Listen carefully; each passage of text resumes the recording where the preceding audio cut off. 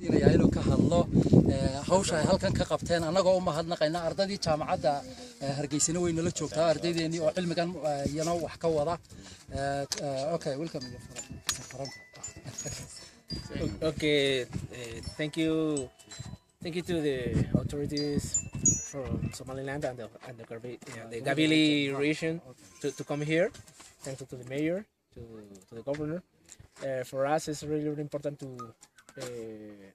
know that you are here, because for us it's important to show what exactly we are doing here. Mainly, I'm trying to explain why this kind of work is really important for us, and not only for us. I think it is important for all of you too, because we are here on a mass grave in this area, and today we are going to recover the 6 bodies that we found in the previous days.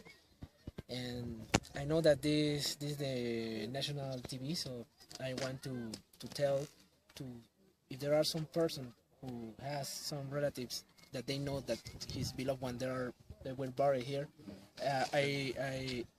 I want to, if this person can come here, because we need to talk to those persons, because for us, we are not only to take, for our work is not only take out the remains. It's we are trying to identify the victims too, and to try to identify, we need the relative. We need parents, siblings, children of these persons to try to identify. Okay. So. Translate. Yes, translate. Bismillahirrahmanirrahim. Anigoo ardayda la shaqeynaysa anigeena ma kala group jaamacadda Hargeysa oo la shaqeynaysa groupkan IPA oo hogaaminaya ninka dhaqtarka Frank Mora. Soo sheegay wuxuu ka sheekeeyay in horta marka hore uu mahadnaqay maamulka dowladda maayarka saabka gobolka.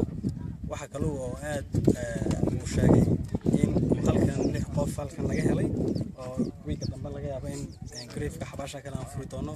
waxa kale oo aad ay u baahan yihiin groupkan IPA haddii ay jiraan koroosay deegaanka relatives qaraabada haddii walaalo ay jiraan ilmaadeero iyo dee awlaad ay dhaleen laftarkeeda oo laga heli karo deegaanka inaad ku caawisaa. Now we are taking these remains, these persons, to Hargeisa to start the analysis of the remains. But at the same time, we are starting working in the other grave that is there, because we know that there are other persons buried there. We want to explain, and we want to tell to the oldest Somalilanders people that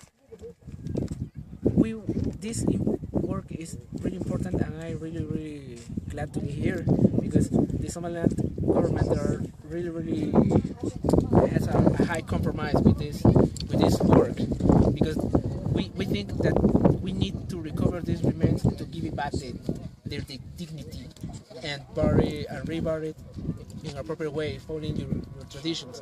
But because all the time we are talking about the rights of the human rights, but the human rights, there are only for the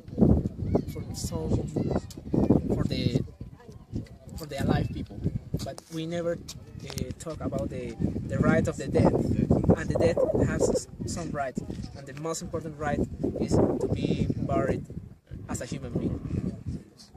waxa kale oo uu sheegay in dadkan meesha lagu leeyahay iyagu ibaabino sheegeen oo islaam garanaa xuquuqda qof bilaadan oo in la mariyo ay tahay.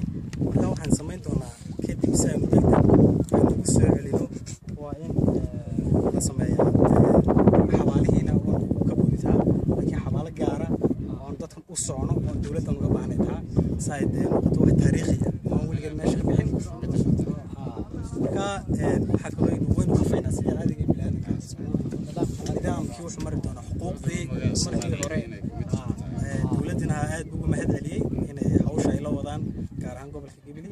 aad baan ugu mahadnaqaynaa insha Allah taala. asaasan nolosha shaqayn doontaan ku shaqayn taag badan asaas isku walayn. Wassalaamu calaykum.